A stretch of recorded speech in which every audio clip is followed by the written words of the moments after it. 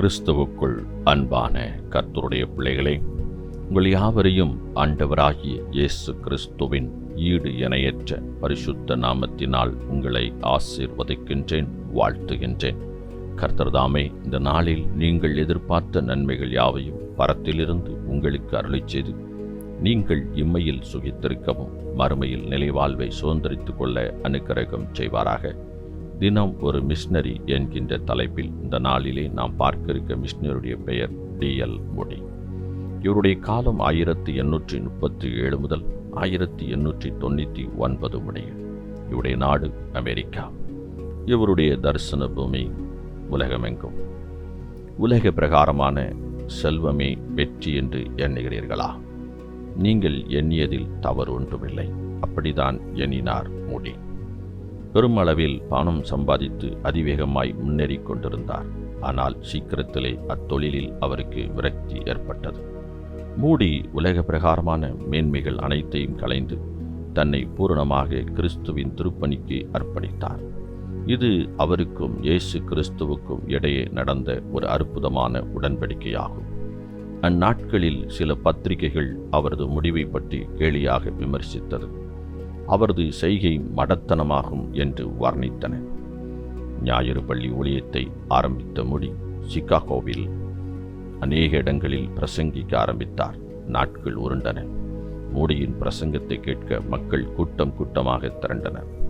வேதாகமத்தை திரும்ப திரும்ப படித்து தியானிக்கும் பழக்கமுடைய இவர் தன்னிடம் 20க்கும் மேற்பட்ட வேதாகமங்களை வைத்திருந்தார். இவர் எப்பொழுதும் ஒரு வேதாகம மாணவனாகவே காணப்பட்டார். இவருடைய சிறந்த பிரசங்கத்தினாலே இவர் 19ஆம் நூற்றாண்டின் சிறந்த நற்செய்தியாளராக கருதப்பட்டார். புரட்சிகரமான அணுகுமுறைகளை கையாண்ட இவருக்கு மிகவும் உறுதுணையாக இருந்தவர் ராடி சாங்கி ஆவார். மூடி பாஸ்டன் நகரில் இருந்தவரை மனிதனை மனிதன் அடிமையாக்கி கொண்டு அவனது சுதந்திரத்தையும் கண்ணியத்தையும் சுரையாடுவதை அடியோடு வெறுத்தார். அமெரிக்க உள்நாட்டு போர் நடந்தபோது காயமுற்ற போர் வீரருக்கு உதவிகளை செய்து அவர்கள் மத்தியில் பணியாற்றினார். சிகாகோ நகரின் YMCA தலைவராகவும் செயல்பட்டார்.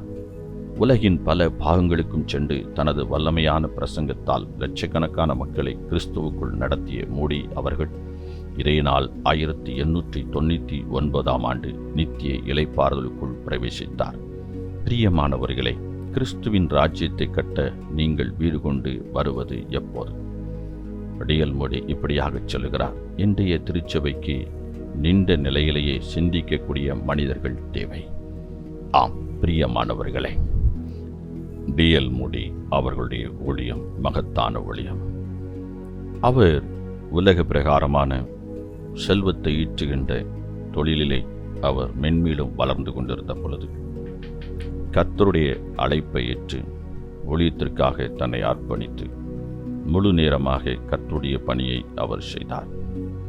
அவருடைய ஊழிய பயணத்தில் அவர் ஆற்றிய பணி சிறுவர்கள் மத்தியிலே மகத்தான ஊழியமாக காணப்பட்டது. அது மாத்திரமல்ல, அவர் அதிகமாக வேதத்தை படித்து கொண்டே இருந்தார், தியானித்து கொண்டே இருந்தார். அதன் விளைவாக கிறிஸ்து இயேசு அவரோடு இருந்து தான் சொல்ல நினைக்கிற காரியத்தை அவர் மூலமாக வெளிப்படுத்தினார்.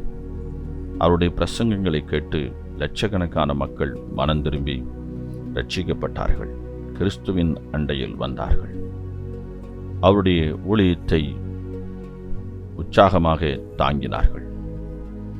அன்பானவர்களே, அடிமையாக மனிதன் வாழ்வதை அவர் வெறுத்தார். மனிதன் சுதந்திரமாக வாழ வேண்டும். ஒவ்வொரு மனிதனுக்கும் மனுஷிக்கும் முழு சுதந்திரத்தை கர்த்தராகிய இயேசு கொடுத்திருக்கின்றார். அந்த சுதந்திரத்தை இந்த உலகத்தில் யாதொருவரும் பறிக்க இயலாது என்பதையும் அவர் உறுதியாக ஆழமாக விசுவாசித்தார். அதை அறிக்கையின் வாயிலாக பிரசங்கங்களிலே வெளியிட்டார். அன்பானவர்களே, இன்று நாம் நம்முடைய வாழ்க்கையின் வெற்றி என்று எதை சொல்லுகிறோம்? உலக பிரகாரமான வெற்றிகளை நான் ஜெயித்தாயிற்று என்று கர்த்தர் என்னை ஆசீர்வதித்திருக்கிறார் என்று சொல்லுகிறவர்களாய் காணப்படுகிறோமா? இல்லை பிரியமானவர்களே. ஆத்தும ரட்சிப்பு தான் வெற்றியின் அடையாளம். பாவத்திலிருந்து விடுதலைதான் வெற்றியின் அடையாளம். ஆத்தும இரட்சிப்பின் பணிக்காக தன்னை அர்ப்பணிப்பதுதான் வெற்றியின் அடையாளம். ஆத்தும இரட்சிப்பின் பணிக்காக ஜெபிப்பதும் கொடுப்பதும் தான் வெற்றியின் அடையாளம்.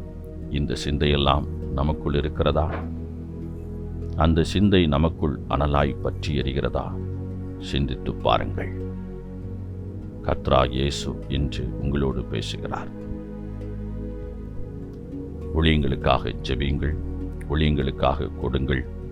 கர்த்தர் அழைப்பாரானால் கர்த்தருடைய ஊழியத்துக்காக உங்களை அர்ப்பணியுங்கள். கர்த்தர் தாமே உங்களை ஆசீர்வதிப்பாராக. இந்த நாளின் தியானத்துக்குரிய வேத பகுதி யோபு 29-30 அதிகாரங்கள், சகரியா 6-7 அதிகாரங்கள், வெளிப்படுத்தல் 3-4 அதிகாரங்கள். இந்த வேத பகுதியில் வாசித்து கர்த்தருடைய ஆசீர்வாதத்தை பெற்றுக்கொள்ளுங்கள். கர்த்தர் தாமே உங்களை ஆசீர்வதிப்பாராக. ஆமென்.